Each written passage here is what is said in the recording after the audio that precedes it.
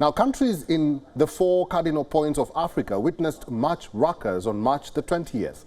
Angry citizens of Kenya in the east, South Africa in the south, Senegal in the west, and Tunisia in the north protested against the high cost of living, seeking constitutional reforms and a change in leadership.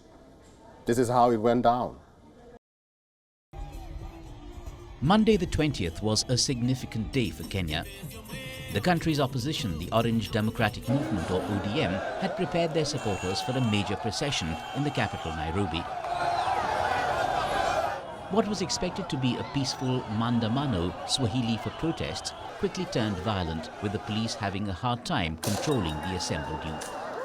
My good friend Raila Odinga, you cannot, enough is enough. You cannot continue to blackmail the country. And we have no problem with you organized demonstration.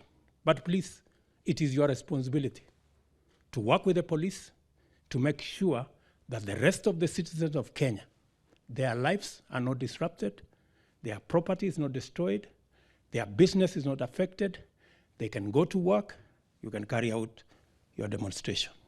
Opposition leader Raila Odinga had simply ignored this call by the president. Today was a start. We'll have demonstrations again every Monday. Next Monday, we'll be demonstrating again every Monday. Do you support us?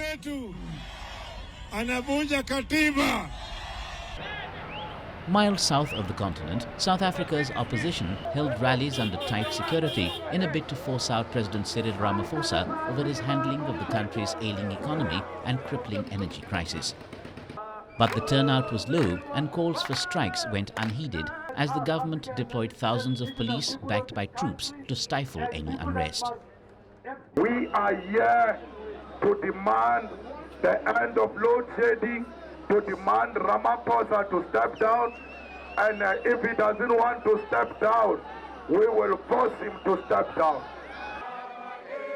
The left-wing Economic Freedom Fighters, EFF, the country's third largest party, had called for a national shutdown, sparking fears of a repeat of the bloody clashes some 2 years ago. Under close escort and with a police helicopter overhead, several thousand protesters marched in the capital Pretoria to Ramaphosa's official residence, passing the seat of government, the Union Buildings. The Minister of Cooperative Governance and Traditional Affairs has been mandated to gazette the declaration of a national state of disaster. This is to ensure an effective response across all spheres of government to the extreme weather events and conditions that have occurred in several parts of the country. Public violence, burning of tires and placing of rocks and debris to blockade roads as well as looting will not be tolerated. Ramaphosa said perpetrators who break the law will be dealt harshly. In Senegal, protests were muted in Dakar as the court postponed Senegalese opponent Ousmane Sonko's defamation trial to March 30th.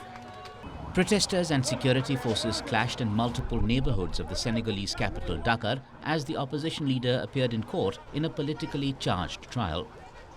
Ousmane Sonko is being tried for allegedly defaming a minister, a case that could determine whether he will be eligible to run in the presidential elections in February next year. Supporters of Sonko, who has already declared himself a candidate for the 2024 race, says President Macky Sall is using the judiciary to keep him out of the contest, a charge Sall denies. Sonko also faces separate charges of rape and making death threats. And in Tunisia, the protests were not as big as in recent weeks, where thousands rallied in the streets of the capital Tunis, protesting against President Kais Saied's perceived autocratic rule. Today, anyone can be summoned by the courts. The problem is the way in which terror is practiced among children and the elderly and nighttime raids on homes for arrests. These practices must stop. We have created a revolution to put an end to these practices based on violence and misunderstanding.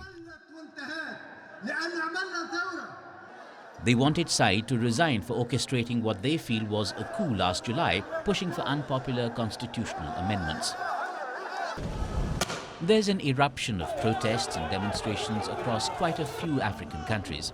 The protests, led by opposition parties in some cases, point to growing and widespread discontent over economic deprivation, power cuts, corruption and failure of governance.